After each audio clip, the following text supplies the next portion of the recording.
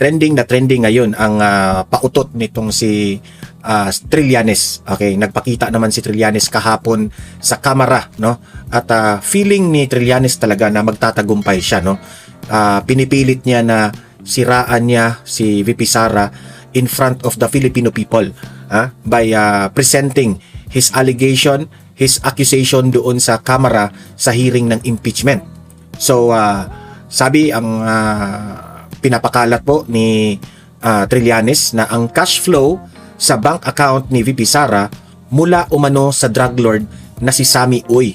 Yan ang narrative niya na isiniwalat sa kamera, no? At alam niyo naman, default na yan na maniniwala yung mga loyalista nito, di ba? Kasi kahit walang kasalanan si VP Sara na halatang halata na sinisiraan, pilit nilang iniisip na may kasalanan si VP Sara. So ang nakikita ko dyan kay Trillanes, he is very obsessed, he is very desperate na siraan si VP Sara para lang hindi manalo sa 2028. Yun ang nakikita ko, ha. That's my opinion. Yan ang ating unang pag-uusapan ngayon. Okay? Pangalawa ng ating pag-usapan, di ba kung maalala ninyo, the other day, si Martin Romualdez po ay nagpalabas ng video na nakapagtataka na dinedepensahan na niya ang kanyang sarili. Di ba? Kasi sa vlog natin, sinabi natin, nilaglag na siya ni BBM. Nilaglag na siya ni Zaldico. At ang sabi niya, it's time for him para hindi na manahimik. Magsasalita na siya at didepensahan niya ang kanyang sarili. Ang sabi natin, itong tatlo, si BBM, si Zaldico at si Martin Romualdez ay naglaglaga na ngayon silang tatlo. So ngayon, sa vlog na ito, isa sa mga na-mention ni Martin Romualdez ay si Toby Chanco. Okay? So, pakinggan po natin ang interview ni Toby Chanco sa Bilyonaryo News sa programa ni Pinky Web sa On Point. Okay? So, yan po ang ating ipapakita. Bigyan natin ng chance si Toby Chanco na marinig naman ang kanyang side kasi nabanggit po ang pangalan niya sa statement ni Martin Romualdez. Okay? So, yun po ang pag-uusapan natin, ha? Patungkol po ito sa flood control anomaly corruption. Okay? So, like and share muna dito, ha? At subscribe sa Don Mar TV. Okay? Eto, panoorin natin itong pautot ni Trillanes. Pakinggan natin. Ivan, ano ba ang bagong ebidensya ng nilatag kanina sa House Justice Panel na mag-uugnay ng istorya patungkol sa unay ill-gotten wealth ni Vice President Sara Duterte? June sumalang bilang ikatlong resource person ng House Justice Committee dito sa impeachment proceedings laban kay Vice President Sara Duterte. Si dating Senador Antonio Trillanes before dito binasa niya ang kanyang sinumpaang salaysay. Laman nun ang mga aligasyon na... Marami ang nagtatanong, Don Mar, bakit nakarating si Trillanes dyan sa kamera? Bakit ini-entertain itong si Trillanes sa kamera? Ito yung analysis ko, ha. Ito, si Trillanes, dati na itong may galit sa mga Duterte. Dati na itong may akusasyon sa mga Duterte na ang yaman raw ng mga Duterte ay galing sa mga drug lord. Dati na yan, narrative na niyan yan. Wala namang taong bayang naniniwala sa kanya. Ngayon, sino ang nag-invite sa kanya? Ako sa tingin ko, si pinopropose siguro ng mga dilawan na mga kongresista. Sino ito mga dilawan na kongresista? Sina Chel Jokno, sina Laila de Lima. So, sa tingin ko, ha, baka tinulungan ito ni de Lima para lang makapasok yan sa kamera. At ito namang kamera, itong committee chair na si Luistro, edi syempre, ano ito makamarcos yan sila. Mga tauhan ni Martin Romualdez, edi syempre, parang sinabi rin nila na, okay, i-entertain natin itong si Trillanes. Kahit magsisinungaling si Trillanes dyan, i-entertain natin yan kasi wala namang mawawala sa atin, di ba? Allegation, yan, akusasyon yan ni Trillanes. I-entertain natin at pagmumukhain nating totoo ito.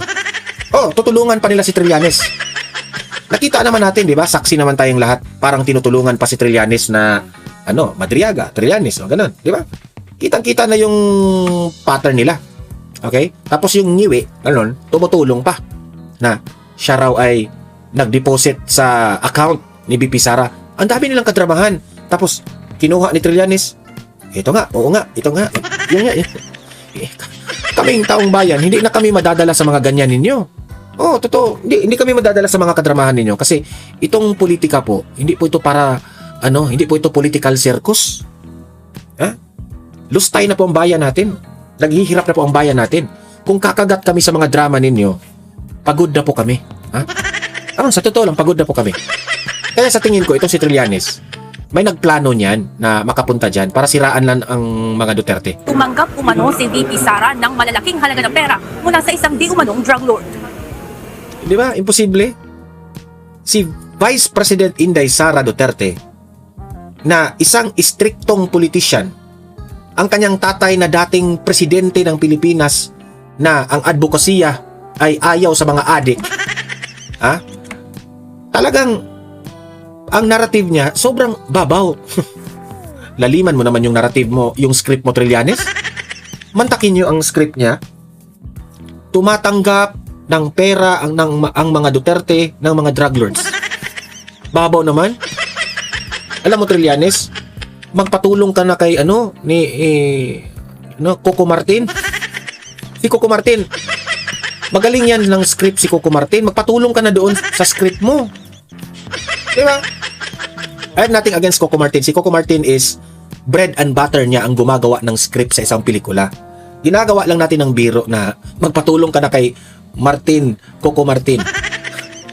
Diba? Kasi halatang halata naman sa totoo lang yung script nila na mga Duterte tumatanggap ng pera sa mga drug lord. Ano yan? Sobrang babaw. Grabe naman. Diba? Wala na bang ibang script na magaling dyan? Wala na bang ibang script na maintriga kami, Trillanes? Gano'n na ba kababaw ang script ninyo? VP Sara, tumanggap ng sa bank account niya mula sa drug lord na si Sammy Uy.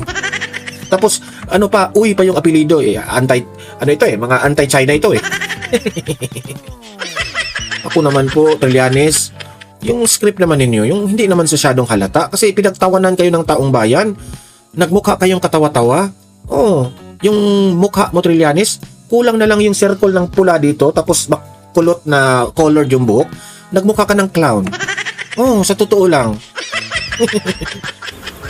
Daang milyong halaga ng umano'y drug money ang dumaloy sa bank accounts ni Vice President Sara Duterte, dating Pangulong Rodrigo Duterte at iba pang miyembro ng kanilang pamilya mula sa drug lord na si Samuel o Sammy Uy. Ayon kay Trillanes, ibinigay sa kanya ang impormasyon ng whistleblower. Ang laki ng tawa ni Trillanes nung nakita niya yung mga tauhan ni Rimulya.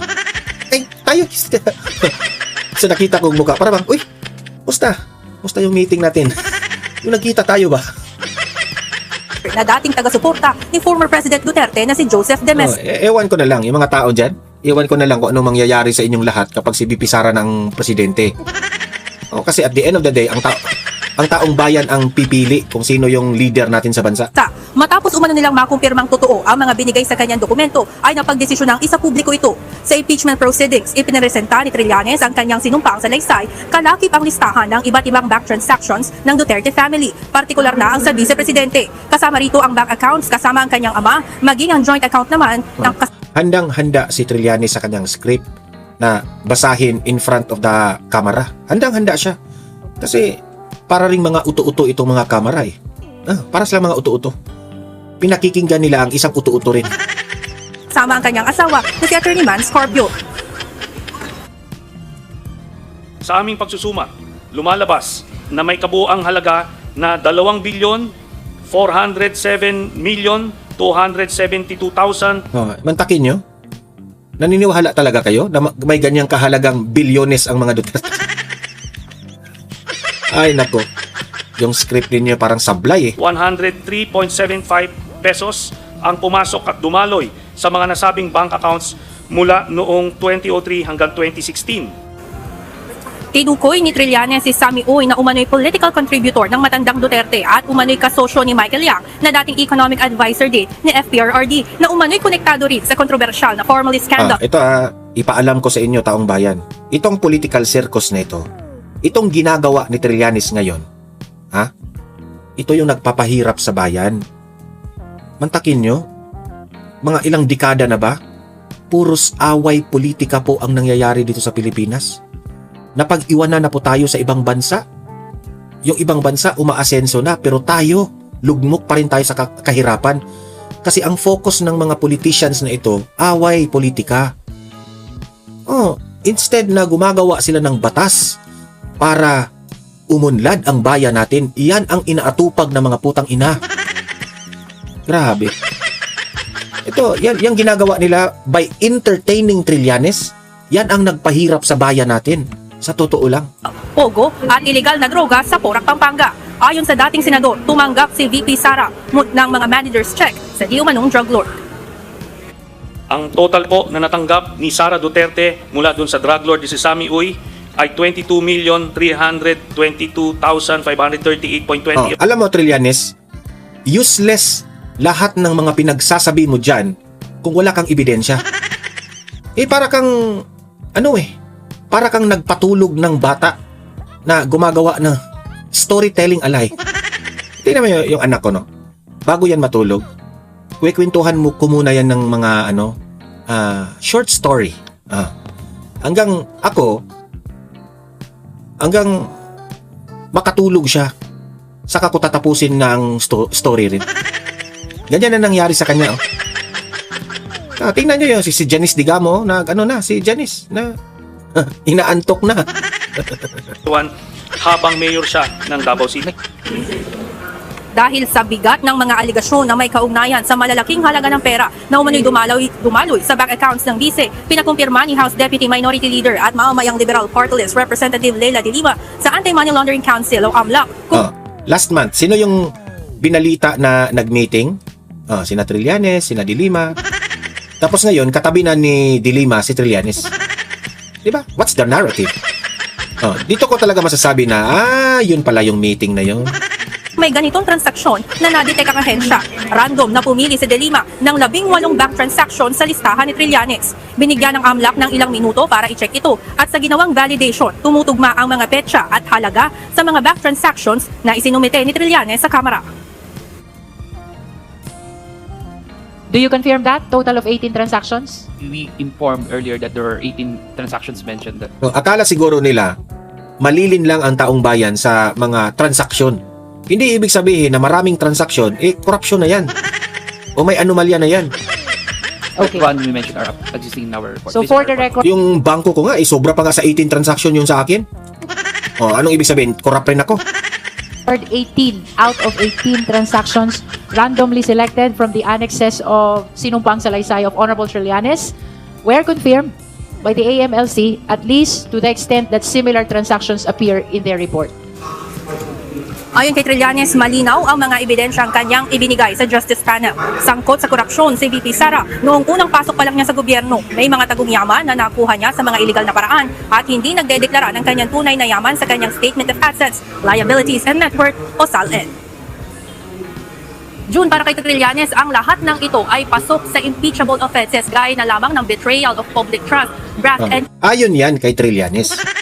Pero ayon sa taong bayan, si Trillanes ay aso. corruption at iba pang serious criminal offenses na nakasaad sa ating saligang batas. Yan muna ang update mula dito sa House of Representatives. Ay nako, iwan ko na lang, no? Nakakalungkot na ini-entertain pa nila si Trillanes. Para bang sa sarili ko, ganyan na talaga kababaw ang mga taga-kamara? Entertaining these useless people like Trillanes? Grabe. Ito isa pang kadramahan ni Martin Romualdez rin. Isa ring sakit sa ulo ng bansa natin. Diba? Nabanggit ni Martin Romualdez itong si Toby Chanco. Ngayon, let's hear from the side of Toby Chanco naman. Ito, panoorin po natin si Toby Chanco. House Speaker Martin Romualdez has broken his silence after being linked to the flood control scandal. In an 11-minute video statement, Romualdez strongly denied any role in the alleged corruption. He instead pointed to the executive branch and mentioned 3 names: former Senate President Chis Escudero, resigned Congressman Zal Lico, and our guest for tonight. Let's get on point with Navota City Representative Toby Tiangco. Kong Toby, maraming salamat po as always. Thank Yes, you for good your evening, time. Vicky. Okay, were you surprised na naglabas po ng video message si dating Speaker Martin Romualdez? Surprised that he came out with a video message. Yes, I was surprised. Okay, why? Hindi, tagal niya nanahimik, di ba? From the start of this controversy, never naman siya naglabas ng statement, hindi naman siya nagpapa-interview. Kasi duda ko dyan lumabas na siya kasi nahuli na si Zaldico. Totoo bang nahuli si Zaldico?